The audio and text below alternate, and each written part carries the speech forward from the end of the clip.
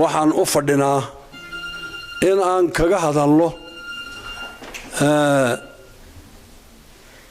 berbera oo laga dhigayo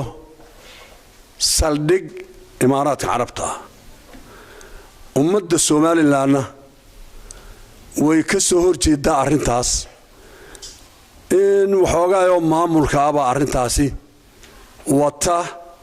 dadweynaha Soomaaliland ma ogola waxaan leenahay arrintaa mid la isku gaaro oo laga baaraandago oo haddii la diidiyo haddii la doono heshiis lagu yahay inay noqoto baanbaaqayaga ka dhigaynaa oo haddii intayna la cararaysaay ay ka dayso sida nabadgelyada iyo wadajirka iyo Soomaalilandnimada u fiican baanay annaga nala tahay sidaasi gooni ula orodka laga daayo saldhigga iyo militarigu wuxuu leeyahay dhibaatooyin badan ayuu leeyahay oo hadhow laga soo kaba karin oo lagu calaacali doono waxaan leenahay hal la isku gaaro hal laga wada tashado dadku dhan ha isku raaco oo waxaan leenahay inta la cararaysuuni anay hawlahaas hareerahana aan eegno dariisyadeena laftoodu sida ay raali ka yihiin lafteeda aan la soconno waxaan leenahay arrinta laga baaraadago dibna ha loo dhigo ha laga wada tashado berbera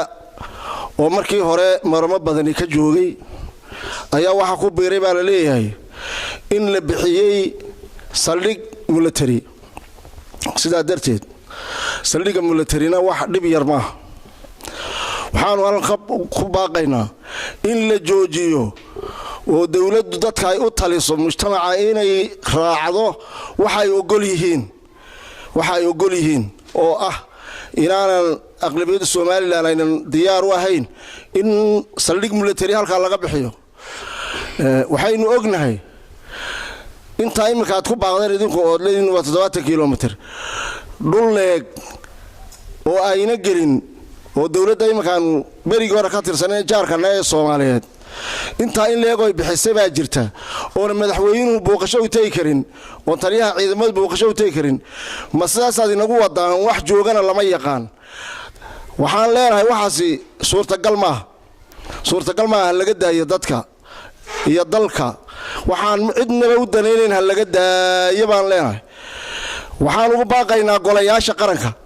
golayaasha qaranka waxaan ugu baaqaynaa inay Ilaahay ka baqaan inay dalka u turaan inay dadka u turaan inaanay codka baaqa loo soo wado qaraarka loo soo wado inaanay ansixinin baan ka codsanaynaa mar iyo laba iyo saddex cod dheer waxaan ugu sheegaynaa inaanay ansixinin oo Ilaahooga ay ka baqaan oo dalka ay u turaan malaha waxay u haysatiin labada gole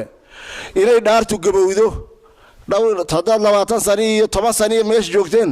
malaha qaranka iyo dalkii aad u dhaarateen dhaartaasi malaha way gabowday baad leedihiin waa ku xisaabtama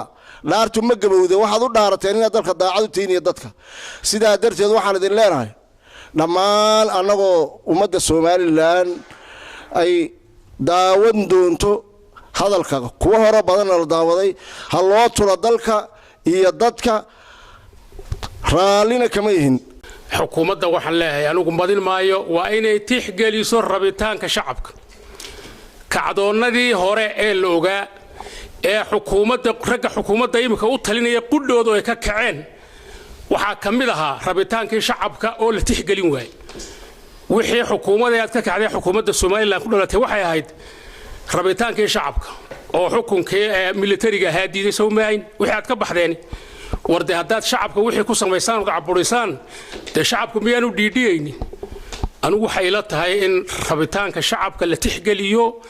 wixii ummaddu ay doonayso ayay xukuumaddu doonaysaa xukuumaddu ummadda ay xukuntaa waxay xukuumad ku tahayna waa ummadeeda oo ay kasbato kalsoonida ummadda oo la kasbado weeyaan haddaanad ummaddaad u talinayso waad caburinayso afduubayso kii hadlaad xidhayso wartay see loogu talinayaa ummadda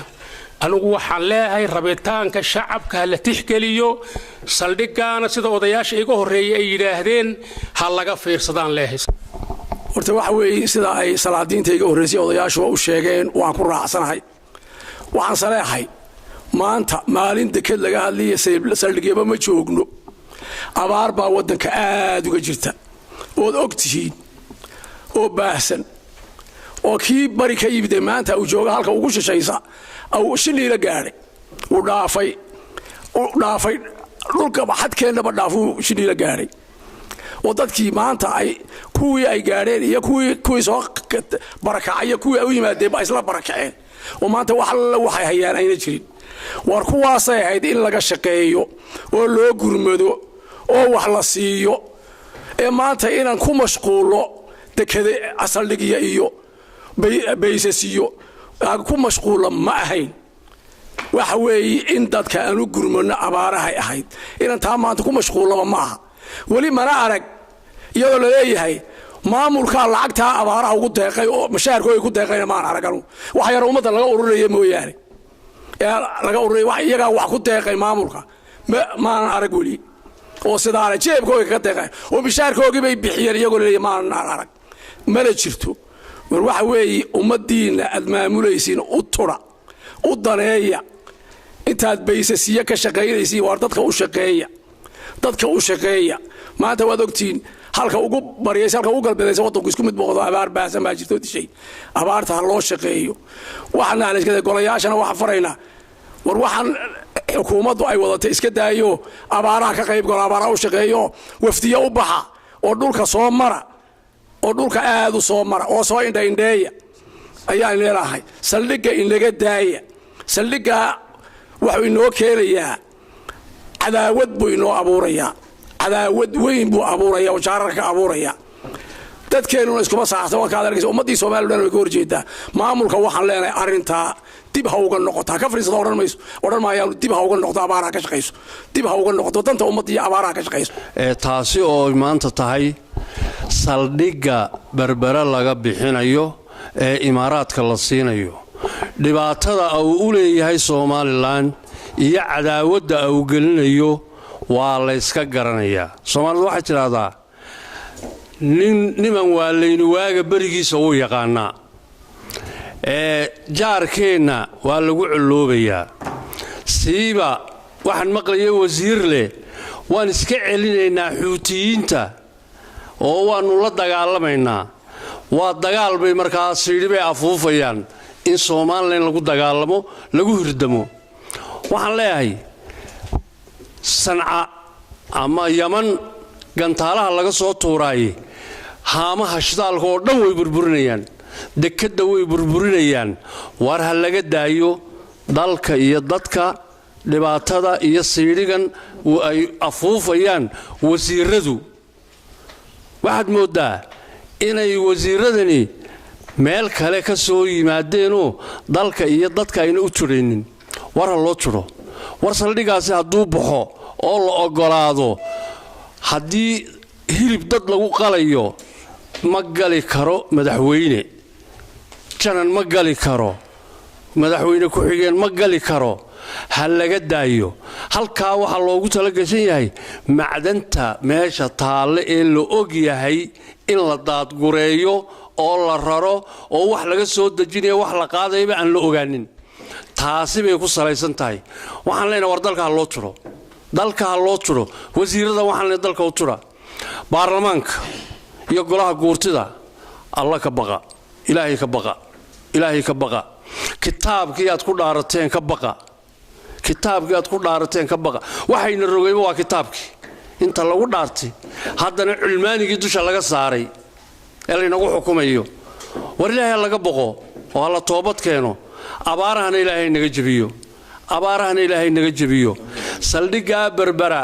reer berberana dhibaato u leeyahay Soomaaliland oo dhan buu dhibaato u leeyahay haamaha way qarxinu xuutiintu dekada way burburinayaan waxaan leeyahay ha laga noqdo kullay waa la macneeyay waxa halkan loo yimid maanta waynu wada ognahay in dalkeennan Soomaaliland la yiraahdo qoonsi haysan dawladda qoonsi la bixisay saldhigyo iyo dawladda heshiis la gashay intaad ku mashquulaysan saldhigaad bixisaan qoonsigii raadiyo wadadii loo mari lahaa dib ugu noqda inaynan tamar ahaan ciidan u dhisnayn baad ogtihiin intaa waxay dheeroon anu ku dari lahaanoo la qabo walaalahay waxay ku hadleen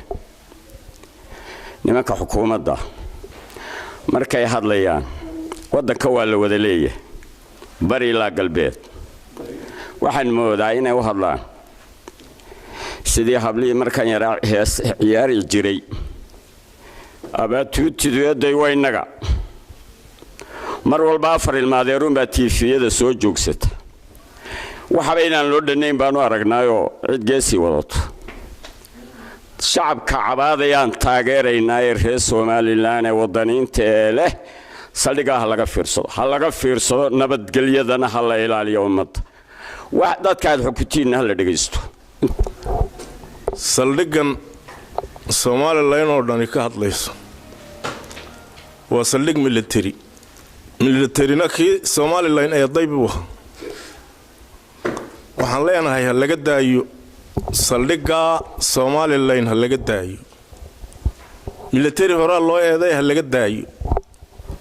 haddii laga dayn waayo wixii kii hore laga dhaxlay baa laga dhixli doonaa waxaan leenahay shacabka Somaliland baan raacsanahay waxa shacabku ku hadlaayo hal raaco wasiirada inta kooban ee wasiirada waxaan ogolaatay ayaanan